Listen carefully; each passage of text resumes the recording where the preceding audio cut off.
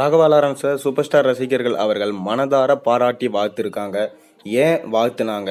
Raghava Lawrence எதற்காக ரஜினியை meet பண்ணாரு?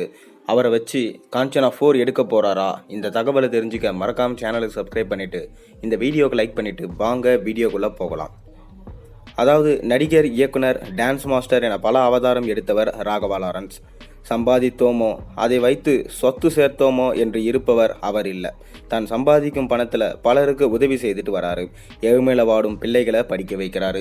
இது மொத்தமே சூப்பர் ஸ்டாரோடைய பேரின் கீழே தான் அவர் செஞ்சுட்டு வராரு.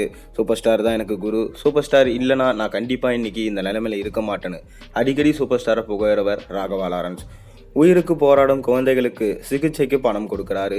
இப்படி நல்லது செய்து வரும் அவர் மாற்றம் என்கின்ற பெயரில் அறக்கட்டளை ஒன்றை துவங்கியிருக்காரு.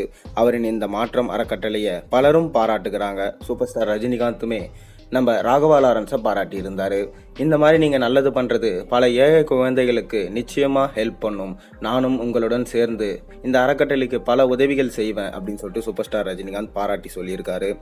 மேலும் சூப்பர் ஸ்டார் ரஜினிகாந்தின் தீவிர ரசிகரான ராகவா லாரன்ஸ் அவர் தான் என்பது எல்லாருக்கும் தெரிந்தது.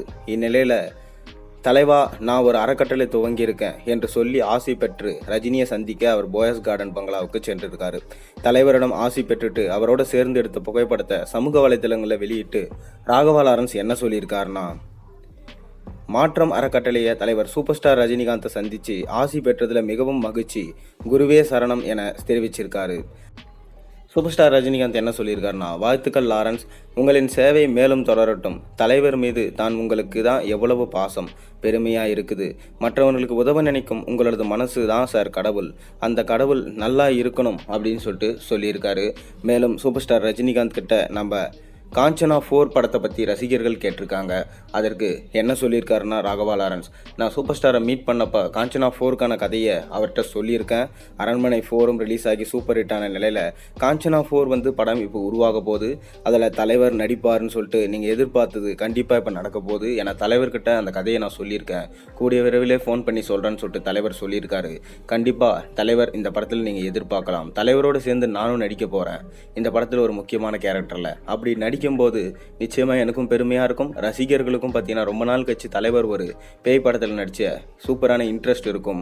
மறக்காம பாருங்க, கண்டிப்பா நான் எடுப்பேன் அப்படின்னு சொல்லிட்டு ராகவா லாரன்ஸ் சொல்லியிருக்காரு. ராகவா லாரன்ஸ் சூப்பர் ஸ்டாரை வச்சு பேய் படம் எடுத்தார்னா, அதாவது காஞ்சனா 4 எடுத்தார்னா நல்லா இருக்குமா இல்லையான்றதை மறக்காம கீழே கமெண்ட்ல சொல்லுங்க. மேலும் சேனலில் போகிற வீடியோஸ் மறக்காம சப்ஸ்கிரைப் பண்ணுங்க, லைக் பண்ணுங்க, பெல் ஐக்கனை பிரஸ் பண்ணுங்க. அப்பதான் போகிற வீடியோஸ் நோட்டிஃபிகேஷன் உங்களுக்கு வந்து சேரும்.